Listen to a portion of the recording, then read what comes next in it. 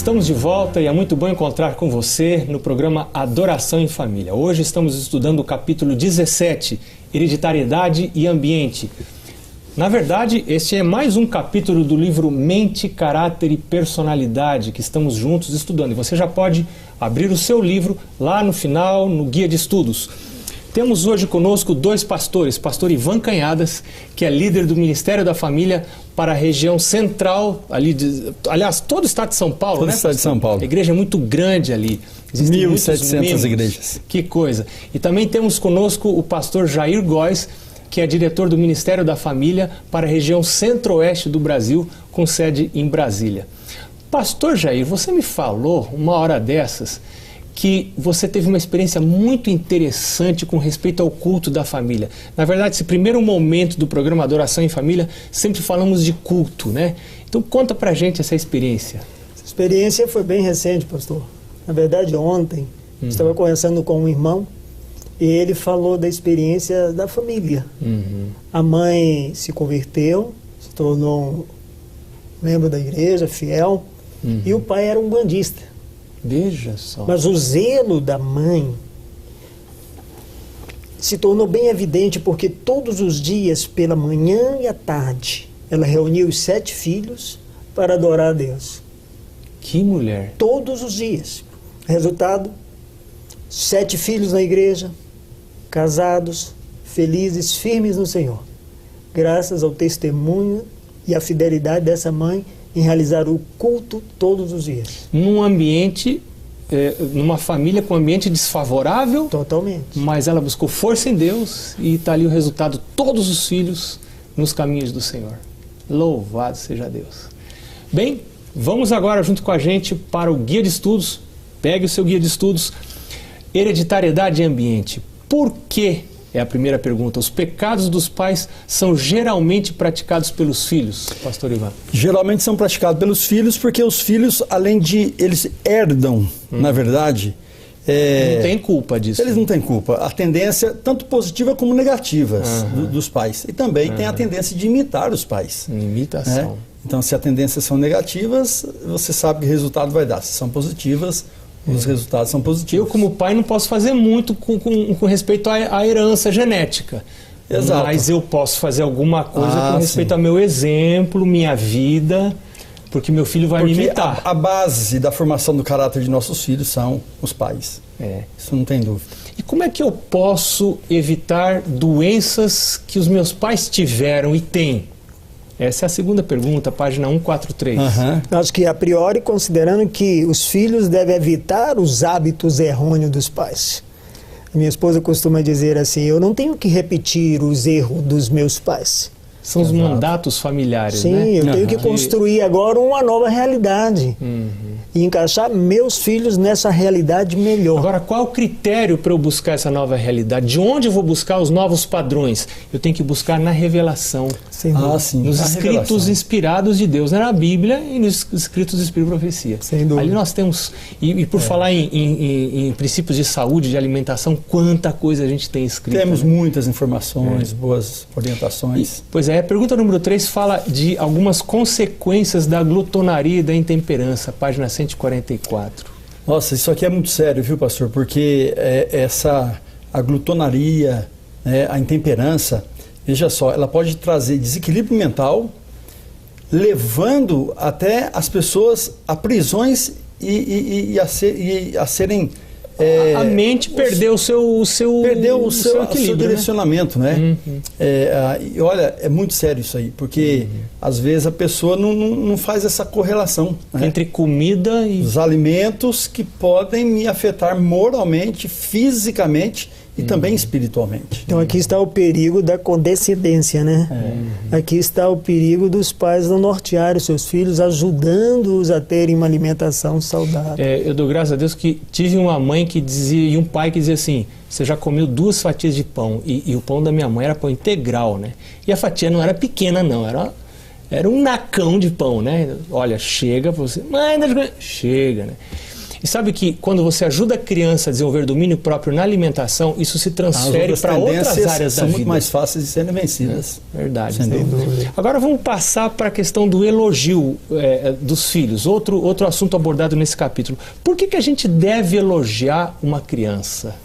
Olha, você tem que de vez em quando corrigir uma criança, isso é natural. Não pode deixar de fazer isso. Só que, veja bem, os estudiosos dizem que cada correção que você faz, você faça pelo menos 3 elogios depois. Não deixe de corrigir, porque o elogio, a boa palavra na hora certa, isso eleva a autoestima da criança. E o texto diz aqui, o respeito próprio também é elevado. Né? E esse respeito próprio vai criar nela o desejo de proceder bem, exato, de agir corretamente. É um reforço. Todas as vezes que você elogia por um bom comportamento, você está reforçando. Exato. Dizendo assim, continue isso que eu sei. Ou seja, a criança deve olhar para mim e não deve me ver como alguém que só está ali para criticar, para ver defeito, para ralhar, né? Que coisa boa para uma criança é receber um elogio de um pai, de uma mãe. Um ponto interessante, pastor Marcos, é que na hora de aplicar uma reprimenda, separar o filho, a pessoa, a personalidade do filho, daquilo que te deixou chateado. O erro que ele cometeu. Olha, eu estou repreendendo o seu erro. Eu não posso concordar com isso. Mas eu amo você. Mas eu amo você. Exatamente. Mas você pode mudar. Você não precisa fazer isso. E às vezes, apesar de eu amar você, eu vou ter que disciplinar. E é por amar você que eu vou disciplinar você, né? Privar você de algum privilégio, alguma coisa, né? Qual a única esperança para vencer tendências herdadas para o mal? Essa é a 5ª pergunta. Mas aqui só tem uma possibilidade, viu, pastor? Curta essa resposta. É Deus. Nós hoje falamos muito, a Igreja Adventista hoje trabalha com os membros para que dediquem a primeira hora da manhã a Deus. Né? Quando você vai à presença de Deus pela manhã, as misericórdias dele são renovadas em sua vida. Você faz ali uma reconsagração a Deus, dia após dia. A salvação é por um dia, não é? E assim eu vou dia a dia trabalhando com meu Deus, e Deus vai trabalhando em nosso coração, mudando a nossa mente, mudando nossos hábitos. Né? Então é a genuína conversão que vai fazer toda a diferença. Vocês sabem que esse texto me disse uma coisa que não está escrita. Esse texto me diz que Deus pode mudar tendências hereditárias, ou seja, coisas que estão nos meus genes e que me levam talvez a agir de uma maneira inapropriada. Deus pode mudar isso. Sem dúvida. E nós temos exemplos na Bíblia. Se você pegar, por exemplo, Daniel 1, verso 9, diz que o superintendente passou a ter, pelo poder de Deus, uma simpatia especial por Daniel e os seus amigos, porque não queriam comer a comida do rei. Né? Depois você vê lá no livro de Êxodo, capítulo 3, diz que os egípcios, tocados por Deus, passaram a gostar dos israelitas que estavam fugindo e receberam até presentes. Então Deus pode tocar o ser humano. Pode, o mesmo que criou pode recriar. Exatamente. Nosso Deus é um Deus de milagres. Interessante. Né? Deus move o coração de pessoas estranhas em favor do seu povo. Exato. Que tipo de pessoa vai ter força para resistir às tentações? Página 146, 4º parágrafo. Olha, só as pessoas que realmente estão com Deus, né? Que têm uma vida assim, ó, de plena comunhão e vão levando assim uma vida de mudança. Eu acho que nada é mais definitivo do que as mudanças. Né? Então não podemos ter o rótulo, eu nasci assim, sou assim, não mudo. Né? E sabe que tem gente que fica tentando, Ellen White fala em outro lugar, né? Fica tentando o diabo a tentá-las, né? Tem gente que diz que assim. Não quer cair em tentação, mas está correndo atrás da tentação, né? O texto aqui diz o seguinte, pastor: não fazem nada para animar as tentações. Então, essas pessoas que não fazem nada para animar a tentação serão as vencedoras. Se eu já sei que eu sou tentado... Ou seja, você até estava falando tenho um ponto fraco, né? Eu tenho um ponto fraco, então eu percebo a tentação ali, eu devo dar volta. Sai fora. Meu pai dizia, quem é bêbado e quer largar a bebida não passa em frente de bar. É bem assim, é por aí mesmo. Então, se eu sei que eu tenho uma fraqueza, que cuidado que eu tenho que ter com essa fraqueza. A 7ª pergunta, vamos fazer uma resposta bem curta. Por que existem poucas mentes bem equilibradas? Porque os pais não estão ajudando os filhos a corrigirem os seus maus hábitos. Os pais estão deixando os filhos muito à vontade. E pastor Ivan e pastor Jair, qual é a melhor época para a gente fazer isso? É a última pergunta do nosso guia para hoje. Os 3 primeiros anos, diz o texto, são o tempo para dirigir o filho para os caminhos corretos. E nós entendemos, depois mais embaixo diz assim, olha, até os 7 anos de idade o caráter está formado. Depois disso ele vai ser desenvolvido. Em outro lugar, ali não está aqui, mas ela diz que os 3 primeiros anos é para formar o domínio próprio, autocontrole. Exatamente. Aprender a dizer não para mim mesmo.